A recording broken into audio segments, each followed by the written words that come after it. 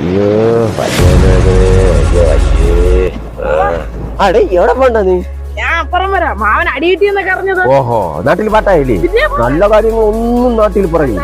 നീ ഇച്ചിരി കാര്യങ്ങളൊക്കെ പറയുള്ളൂ. പിന്നെ എടാ മുടയുടെ കടയിലെ മുട അറിയാല്ല. അറിയാം. ഞാൻ എന്നിട്ട് ഈ പുല്ലൊക്കെ കളഞ്ഞിട്ട് ഇത്തിരി ചോറ് തിന്നാന്നും പറഞ്ഞ അങ്ങനെ കടയിലങ്ങ് അവിടെ ചെന്നപ്പോ ഒരു ബംഗാളി ഓട്ടന്നെ അവൻ വന്നിട്ട് പറയണ ചാവാതെ ഇറങ്ങി പോളാൻ.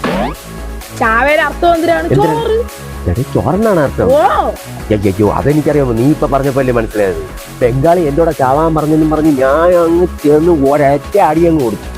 ആ അടിയോട് കൂടി അവൻ പോയി. ഇപ്പൊ എങ്ങനെയാണ് ചത്ത? അവൻ ചത്തൊന്നുമില്ല. എടാ അവിടെ നിന്ന് നാട്ടുകാരെല്ലാരും കൂടെ എന്നെ കയറി ഒന്നും വിളിച്ചില്ലേ? ഓ പിന്നെ എന്നെ വീട്ടിൽ ലെവലാക്കി. അടെ പറയണ കളി തീർന്നില്ല. എടാ ഇത് ഇത്രയും നടന്നപ്പോഴേ രണ്ടുപേര് വന്ന് എന്നെ അങ്ങ് പിടിച്ചങ്ങ്. നമ്മള് മലയാളികളെ രണ്ടുപേര് ഈ അടിയുടെ ഇടയിൽ ആരെങ്കിലും വന്ന് പിടിച്ചു കഴിഞ്ഞാൽ നമുക്കറിയാൻ നമ്മൾ മുന്നോട്ടേ നിൽക്കുള്ളൂ അവനെ ഇടിക്കാൻ വേണ്ടി. ഒട്ടും ശക്തിയില്ലാത്ത ഞാൻ പേരിട്ട് കയറി വീണ്ടും 2 ചവിട്ട് കൂടെ കൊടുത്തു. ഈ ചവിട്ട് കഴിഞ്ഞപ്പോഴാണ് ഈ പിടിച്ചോണ്ട് നിന്നൊരു എന്നെ തറയില്ല ചവിട്ട്.